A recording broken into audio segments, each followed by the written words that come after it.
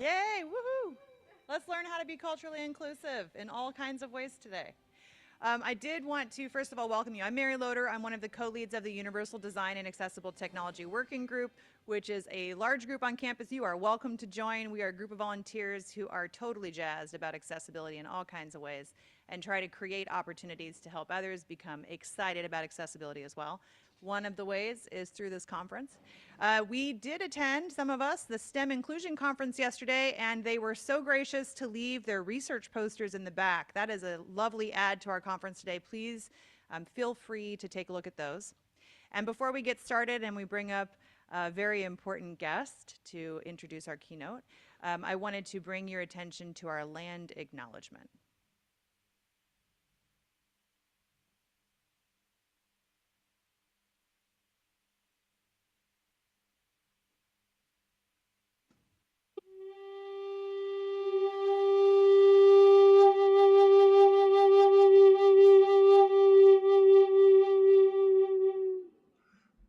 Arizona State University is located in Indian Country. There are 22 tribal nations in Arizona.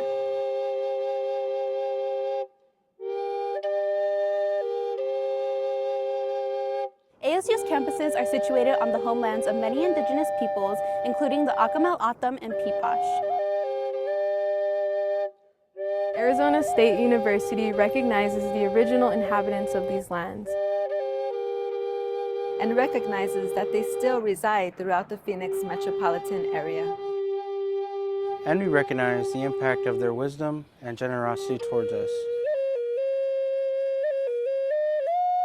If you've flown into the valley, you have undoubtedly seen the Salt River Project canals that surround the area.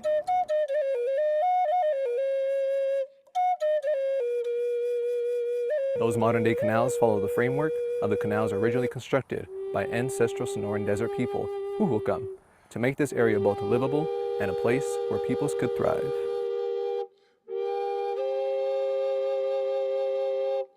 We acknowledge that the modern-day indigenous nations that descended from the ancestral peoples are the original inhabitants of this land.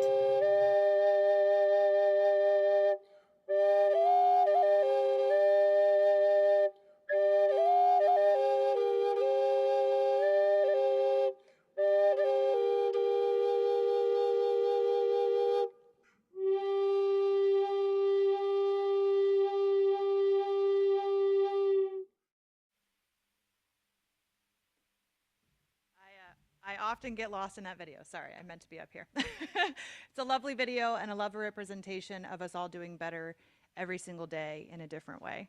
I did want to just take a brief moment to thank those who have put this conference together, including my co-lead, Christina Perhuto, who did so much work in the days coming up to this, and all of the members of the UDAC committee. If you wouldn't mind just taking a moment to stand in recognition of the work you've done, you don't have to, but we would like to celebrate you if you'll allow us.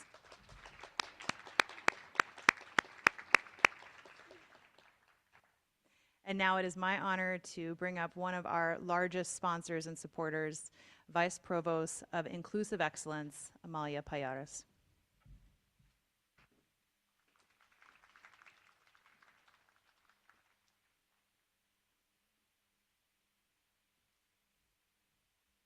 Good evening.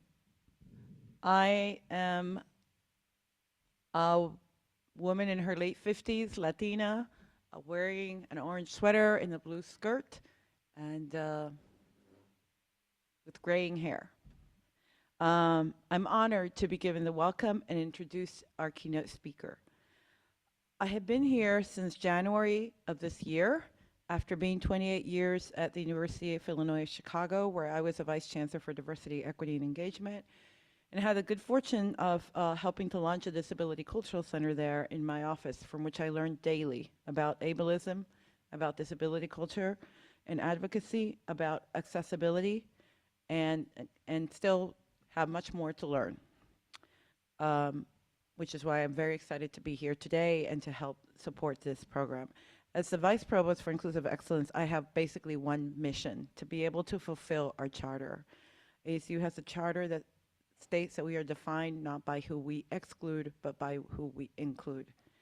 Taking that mission seriously means being committed to addressing every barrier and gap that does not help us, that gets in the way of us fulfilling our commitment. Maybe we can't do it all at the same time, but like a dog with a bone, we need to have that goal and never let go of that, let go of that goal, to be persistent. And I see accessibility and incorporation of the needs and rights of people with disabilities as a key priority for ASU.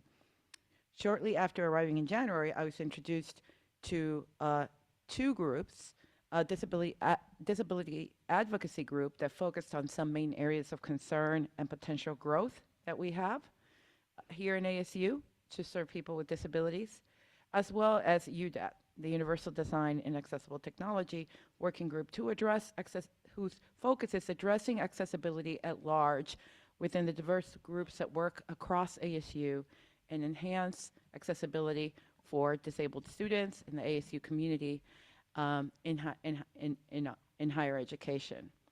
When I met with the group last spring, I was impressed to learn of how much they have been like a dog with a bone. They have been working for a decade, and they have a commitment to universal design. They have developed modules to teach, educate our ASU community and how we can develop more knowledge and tools and how we can be more digitally accessible. The leadership of this, of UDAT becomes, and all the members, when you learn what they do, what most impressed me towards the end of the meeting, I realized that everything they had been doing, they had been doing in addition to their jobs, not as part of their jobs. And that to me, not only floored me, but was evidence of the kind of spirit and advocacy that makes ASU, for me, a place of hope and opportunity to do more. And what is more? Well, to start with, and really just to start with, I'm happy to share that I'm chairing a committee that the Provost has charged that's called the Disability Action Plan Working Group that includes a broad sector of ASU community and members of UDAT, and combines people with disabilities with those who work in accessibility, and sometimes those are, that intersects.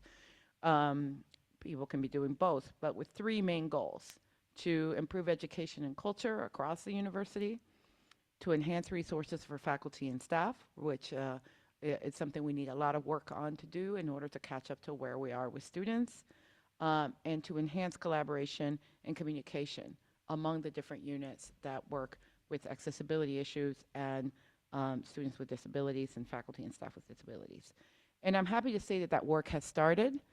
There are committees within that working group with a goal of by summer of 2025, having a set of, very viable recommendations for the provost for us to pursue. And that, I hope, is only the beginning. The work of this working group will be connected to the work of the working group that is being started by Gemma Garcia around, in order for us to meet the Department of Justice new standards on accessibility. And we will be connecting we will be connecting the dots and hopefully creating systems and structures of support to ensure that we continue to get better, more accessible, and more supportive. And this conference is a key part of those efforts and that direction that I hope to be able to support in my years doing this work here. And one of the things that this conference reminds us of is that we can get better, that we can learn more, and that we can learn from each other. So I ask that we commit today to learning more as we strive to really fulfill our charter and become a university that includes all. So starting this desire to learn from, I have been asked to introduce our keynote speaker. I'm very excited to meet, and so I'll talk a little bit about Belo Cipriani, who has a doctorate in education, is a digital inclusion strategist, an author, and a teacher who became passionate about making online spaces accessible after being blinded by a group of men in 2007. His books and articles on disability issues have received numerous awards and international recognition. He has guest lectured at Yale, and in 2020, he was appointed by Governor Tim Walz to the Minnesota Council on Disability. Through his digital access consulting firm, OLEB Media, he has helped countless organizations build inclusive websites and apps. HuffPost referred to him as an agent of change, and SF Weekly named him one of the best disability advocates. Tony Cuello, the primary author and sponsor of the Americans with Disabilities Act, called him an important voice in disability writing. Welcome, Dr. Cipriani.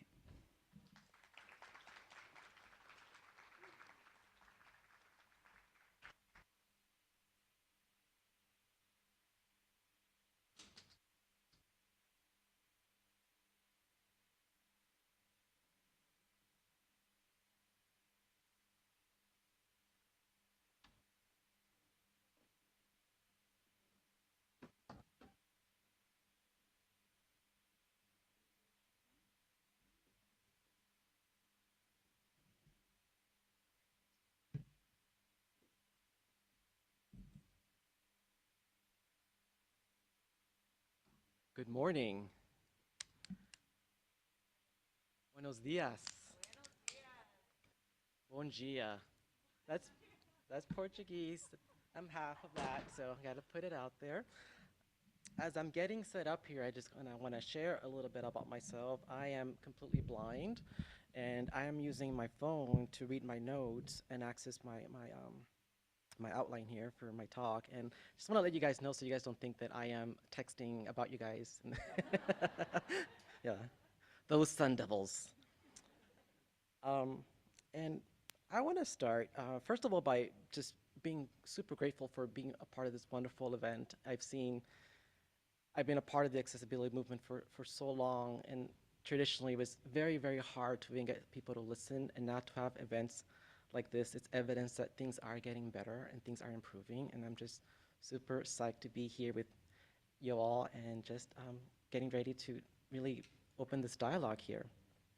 I'll start with my origin story, and I call it origin story because I love comic books and science fiction.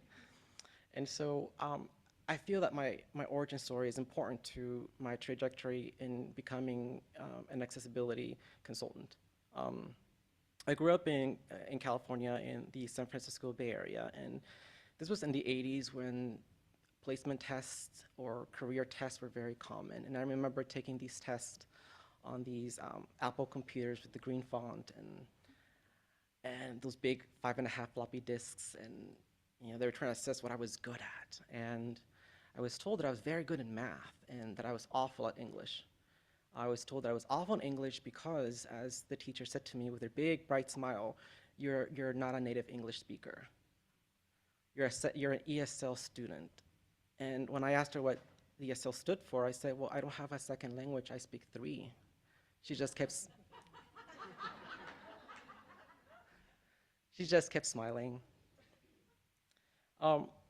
That really pushed me to focus on math, and which was good for me. It kept me motivated. I did very well at math, ended up majoring in computer science in undergrad, and then jumped into the tech world.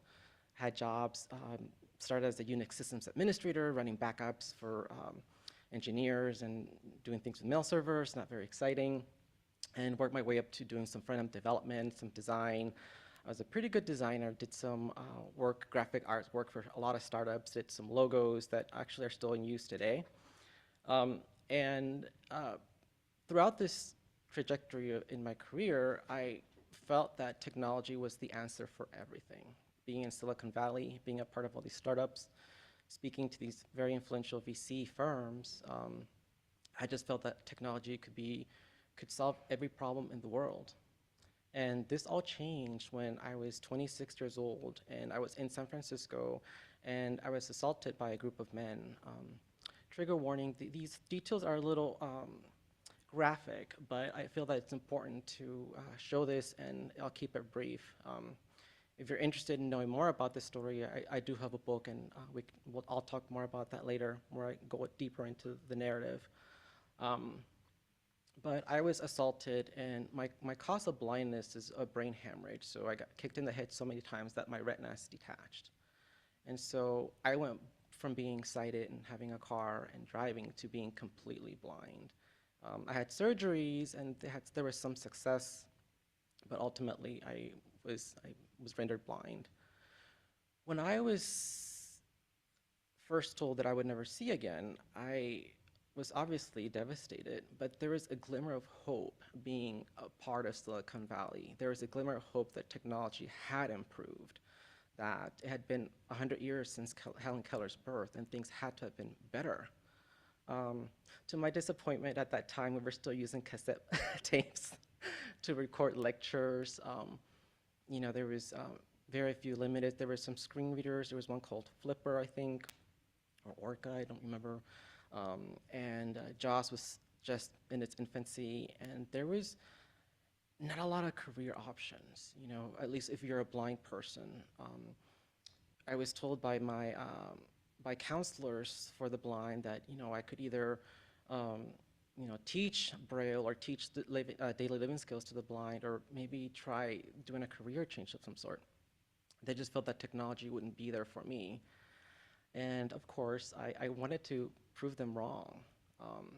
Not for me, but for a lot of people that I met who were not just blind, but had other sensory impairments, who were deaf-blind, who needed assistive technology and needed the assistive technology to communicate and be independent. I wanted to do it for them. I started to do some research and got some tech skills, and I realized that even though I had taken all these JAWS classes and assistive tech classes, that a lot of the technology available wasn't really connecting with my technology. And that's how I saw it at that time. I didn't have the vernacular to say, you know, this is what's wrong, but I knew there was a disconnect when I would, you know, try to, you know, do these job placement tests, and I couldn't even, you know, get the first page to enter my username correctly. What this led to was a series of me having a lot of jobs. I had a network in Silicon Valley. People liked me. They respected me as a sighted person. But when I came in as a blind person, they started realizing that there's all these problems with technology. I couldn't do the tech work that I was doing before. And trial after trial after trial of trying to make things work, you know, at the end of the day, I was just let go, you know. And a lot of the times they were just quoting that there was productivity issues. I couldn't produce work, which was true. I couldn't, because the tools they were using were not accessible to me. I also started to, you know, realize that there was something wrong with how, at that point, accessibility or inclusion was perceived. You know, for example, my first day at this tech company, there was 10 of us who were all new employees. And I sat there in this conference room, and all my other sighted colleagues were getting, you know, guidebooks and support, and were being taught and trained on the software, versus I was just told, it's ADA compatible. And that's all I was given. I had to fend for myself, and as somebody who didn't have the knowledge to realize what was wrong, the blame was always put on me. I was told that I was not a team player, that I didn't know how to maybe use the computer. Maybe I needed to take more training in tech for the blind. And this led to this part of my life where I was so depressed that I started to write. You know, even though I was told as a kid that I would never be a writer, that I was awful not to even bother trying, I started to write just because it felt good. And I started to write and write and write, started sharing it with people about, with friends and anybody who would listen, actually. I would read my work to them. I actually recall reading my work to somebody at the bus stop. He later asked for my sandwich, so I think there was a motive there. But I began to write, and I started getting published. And one publication led to another, and to another, and I decided that I would work on being a writer. I was told that I would never be a good writer because I was ESL, as I was labeled, and because I didn't speak English at home. I was told I would never be able to be a writer, to have the fluency needed to write for publication. But I wanted to prove them wrong, so I went to school and started training, and writing just became easier for me. And it was then when I realized that writing is a skill, which means that if you choose to work on it, you'll get better with it. And that was so mind-blowing for me that I realized that there's all these things in life that people say, try to put roadblocks in the way of you can't do this unless you do this first, or maybe if you have this background, this wouldn't be the right place for you. And I'm realizing that, at least for me, when I have the mindset of looking at things as skills, and if it's a skill I could gain, then I'll go for it. I began to write and write, and eventually got a job as with the San Francisco Chronicle. I was their first blind writer, and it was both fun and exciting to be able to contribute to the dialogue. I went into writing because I wanted to tell the disability story, focus on health and chronic illness, and that didn't happen. I got stuck with news, and it wasn't with the type of writing I wanted to do. But as as the times changed, social media started to be a thing, and newspaper rooms were shrinking. When I first started as a journalist, I had a photographer who helped me out, someone who uploaded pictures for me to the website and did copy editing. As the newspapers lost funding to the advertising funding to the tech companies, the support started to shrink. And I remember very clearly when I was told that you need to figure out, Belo, everyone else has to take their own pictures and do image carousels, and you need to figure it out. I didn't want to lose my job, so I actually paid somebody to do this work for me. And after 6 months, they were making more money than I was. And I realized that this wasn't working out anymore. Here I was again. I had found a career, and I was being pushed out again because this inaccessibility, this technology that couldn't work for me in any way, was making itself visible again. I wanted to, at that point, figure out how to beat this inaccessibility. How do I learn to manage this? I had the experience of becoming a writer when I was told my whole life that it wouldn't happen. And my writing was good enough where I got an award from ASU, from the Walter Cronkite School of Journalism, so I had a lot of validation. So if I could become a successful writer, I could crack accessibility. At that time, the WCAG, the first guidelines had just been published, and I was looking at them, and I was scared. They didn't make sense to me. But I took it one step at a time. I started kind of in chunks, started studying them and writing about them, and law firms started to call me and ask me to be an SME in accessibility lawsuits.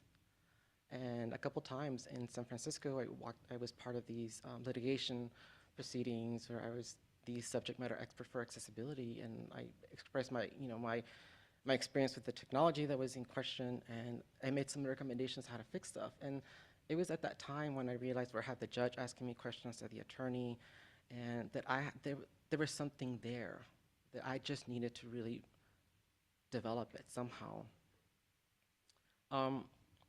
I want to take a sidestep here for a second to say that education has always been a safe zone for people with disabilities, in the sense that, if you got admitted to the school and you wanted to take a course, it was the school's responsibility to make sure it worked, that it was accessible. There wasn't any of this, well, it doesn't work, you're out of here. They worked really, really hard. And this is one of the reasons why I have, all these degrees, because I was able to get into the program and then have housing, which I needed. I had gone through some financial hardship. I had to sell my condo in San Francisco and rearrange my life. But education became this haven. And I often watched how the people who helped me make my textbooks accessible for my graduate lectures, how they accommodated, how they worked. I learned so much from them in looking at accessibility, not as a dead end, but as a challenge. What innovative way can you come up with to get through this barrier? And it was through that experience that I learned to really look at accessibility as a skill. You know, just like writing, you know, writing is complex, right? You could be a poet, you could be a fiction writer, you could be a journalist. You know, there's all these different techniques and things that go into each genre, but you're a writer and you could produce work. Accessibility, you know, in my opinion, is also a skill. You know, and it's a skill that, you know, if anyone chooses to develop it, it's very handy for many reasons. I began to get back to the story here, I began to work with, you know, companies, you know, who read my articles and had questions, and slowly I started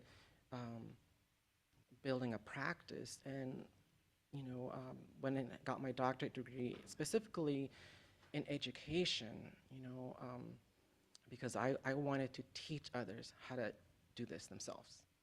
I didn't want to fish for people. I wanted to teach them how to fish. And so I worked on my doctorate degree in education, and even that was a challenging because at that point accessibility wasn't a field yet. And so I was borrowing from all these other fields, from diversity, from business, from human resources, from HR, to kind of, you know, put my dissertation together. And I you know, was very fortunate that I went to a graduate program that was so accommodating, let me, you know, do so much experimental work. I started to really look at accessibility as a skill that you have to maintain, you know, and it's, you know, technology is always changing. And so as I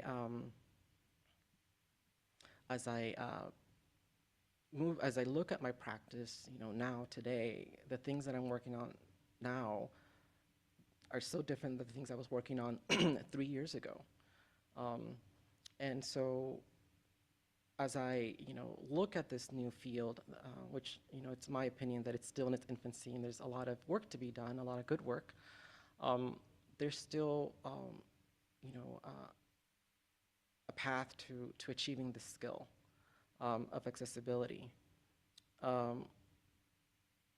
Something that I want to also just kind of sidestep here for a second and talk about is that, you know, there's a lot of, within the space of accessibility, you know, we're obviously looking at compliance because there's, you know, in some spaces there's legal requirements to accessibility, so that's compliance, you know, but, you know, the compliance piece meets the very bare minimums a lot of the times. And so, you know, accessibility is, again, the field, but I often look at people to have a paradigm shift, to look at, you know, look at it more as a digital inclusion, only because there's this idea that if you meet compliance, you walk away, like you met your goal. And that's not the truth, that's just the beginning when you meet compliance. You know, there's a big part of accessibility is maintenance. And with my consulting practice, that's often, you know, what I do. I talk to clients who got a judgment letter from, you know, because their website wasn't working, and they said, well, we had this fixed like 4 years ago. And I was like, oh my gosh, like, that's like 100 in tech, you know? And so that's one of the reasons why, you know, obviously I go over compliance. It's an important part of accessibility, but I always want to ensure that people know that that's just step one. You know, that's just the beginning, to meet the basics and then build on that, you know, have a strategy for maintenance, and then keep developing your skills. So back to, you know, my practice, you know, 3 years ago, we were looking at, you know, how to make Instagram campaigns accessible. You know, we're still doing Twitter stuff. You know, now it's all TikTok, you know, because that's what's hot right now. You know, and I'll take the example of alt text. You know, I have a lot of clients that come in as like, oh, I read a blog, I know alt text, and I look at their alt text, I was like, this is awful, you know. And, you know, there's a lot of that, you know, there's a lot of misinformation agents in the accessibility space. And what I mean by that is these are people who share knowledge because it worked for them maybe 2 years ago. They're not realizing that they're sharing outdated data. So, something here that one of my tips I have for everyone here is, my rule of thumb is if a blog is older than a year, the information is no longer valid. And if a company has an accessibility blog post that's older than a year, reach out to them and tell them to update it. It's their product. It's their responsibility. When we're looking at, at accessibility as far as, keeping your skills up to date, there's always a new way of doing this. And I was sharing the example of alt text, how you write alt text. How people wrote alt text maybe 3 years ago is very different than how you do it today. Plain language is a major part of accessibility. It's part of the WCAG guidelines, to make sure that you're applying, you have plain language on your websites, on your instructional content. But I have, yet to see a school that has a class, on it. And so there's definitely, love the clap. There's definitely a lot of room to work on. And so what I'm saying is, look at the skills you have as an accessibility, as an instructor, as an ally, as a content creator.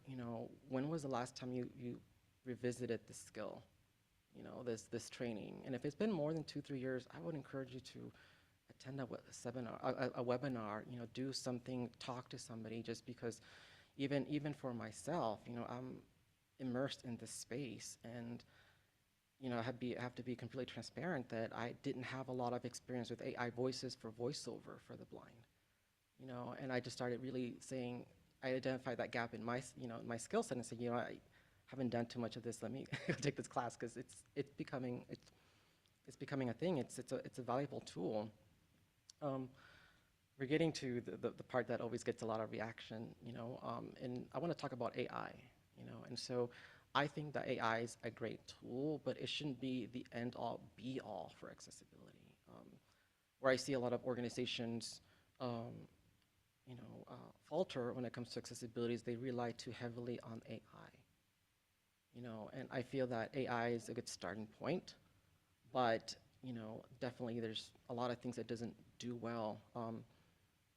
Even if, for an example, if someone uses AI to add captions to a video, you'll see that a lot of the names are misspelled, the words are misspelled, right? And so that same concept carries on to many aspects of accessibility in how it relates to AI. However, AI is a tool, for smaller organizations, for small businesses. I encourage AI.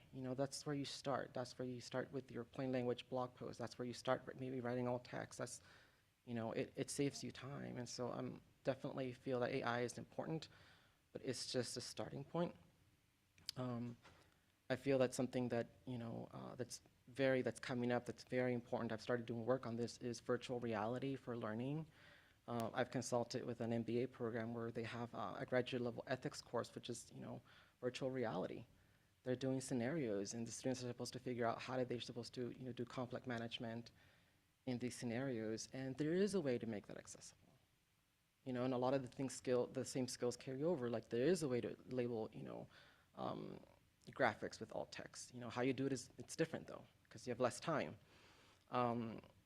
There's, voiceover, there's places to add, transcripts. It really depends on the tools you're using, but, virtual reality can be made accessible. And I know many schools that are starting to move in that way for certain majors, especially for nursing and business. And so, if you have an opportunity to attend a conference or learn more about that, please do. I think that it's an important way, and a different way to offer learning to people. I've been working in accessibility, long enough where I've seen, trends phase in, phase out, and some things, stick. And I think, AI is sticking. I think virtual reality learning is sticking. I think that, it's important to refresh your skills, regularly if possible. I want to also, take a moment to talk about, the learning, the experience of being an assistive tech user. You know, when I was, early in my career, I felt that anytime I had an access problem, like I was expected to fix it when that wasn't my expertise, you know.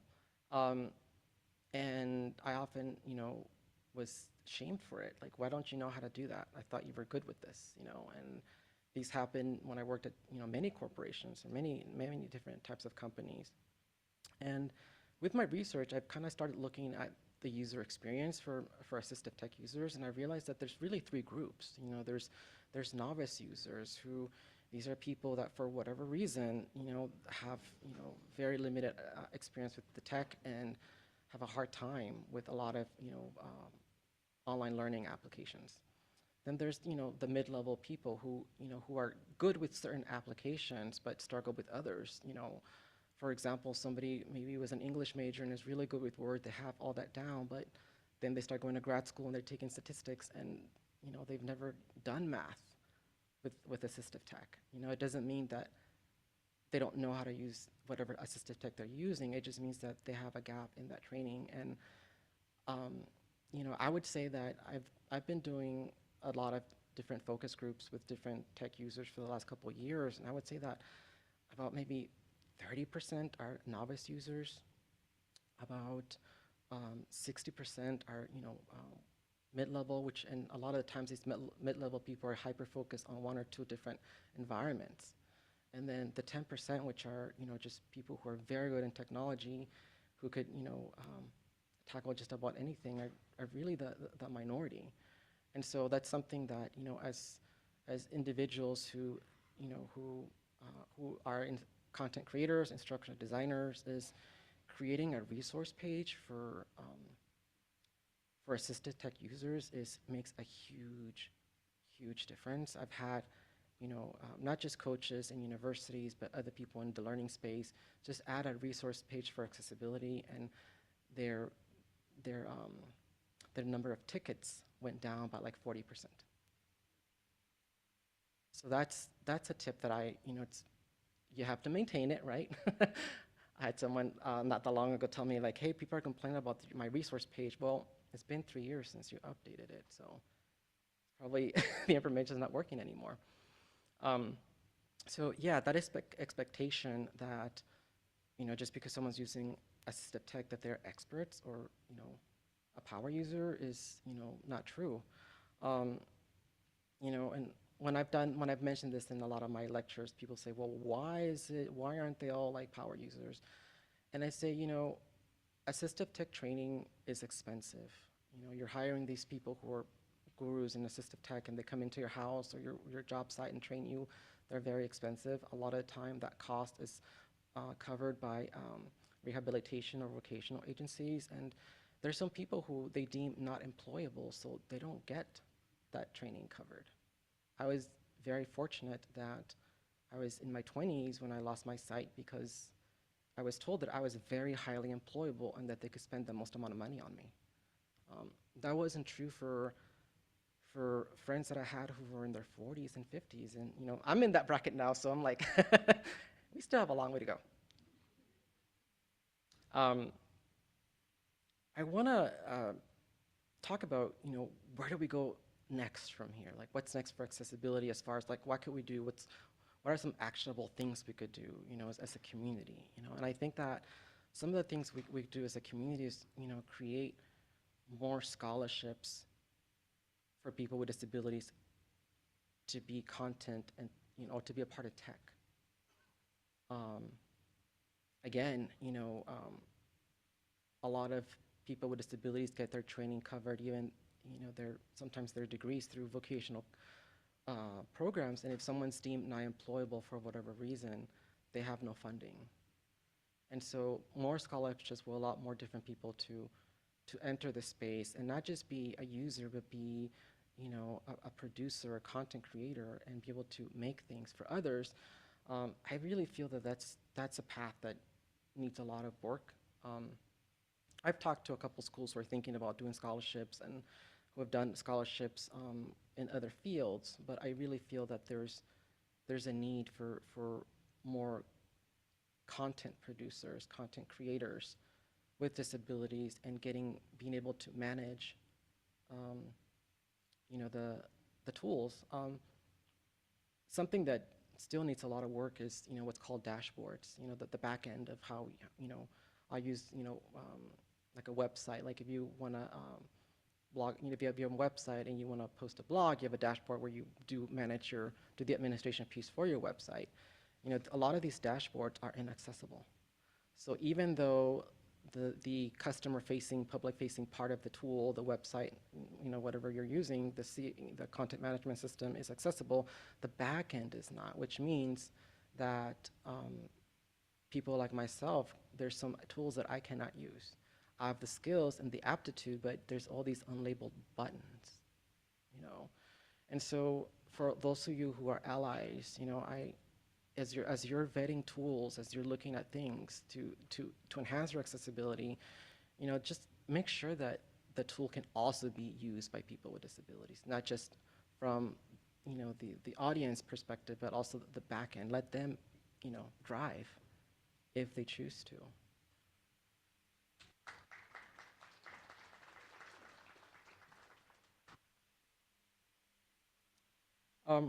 My last couple points here, my last 2 points actually. I just accidentally changed my Siri voice to British voice, and I'm not understanding. Okay, so I want to just, you know, wrap up with, you know, what is, you know, next for me. You know, often people want to work with me or stay in touch, and I still have my company, OLET Media, and people could go to oletmedia.com to sign up for a newsletter and get our free resource guides that we have there. I also have my publishing house, so, you know, I didn't just become a publisher and a journalist, but now I help others write their stories, literally. And that is oletbooks.com. We just released our latest title last week. That's called Accessing Parenthood, which is stories by and about parents with disabilities. As you know, for those of you who are parents, you know, raising kids, it's a quite the adventure. But if you have disability, it's a quite different experience. You know, you're dealing with inaccessible websites. You know, unable to communicate with teachers, questioning by the public, and so I thought that there was a need for that space, and I have these wonderful authors who are part of that collection. Again, Accessing Parenthood. You guys have been a wonderful audience. Thank you so much for your time.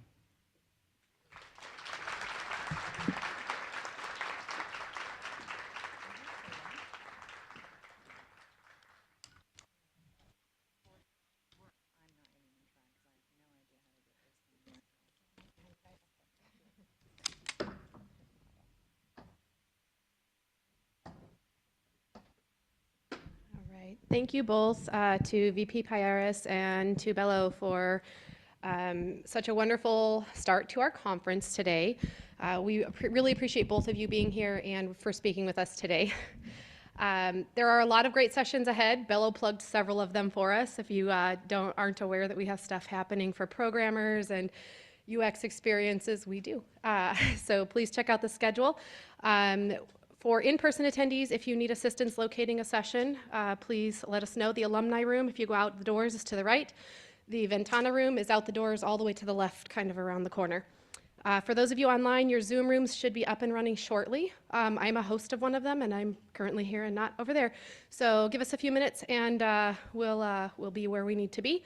The next session here in the Arizona Ballroom is titled Disability Lasts Beyond Graduation, From Student to Employee. That will begin in just a moment. And again, thank you, everyone.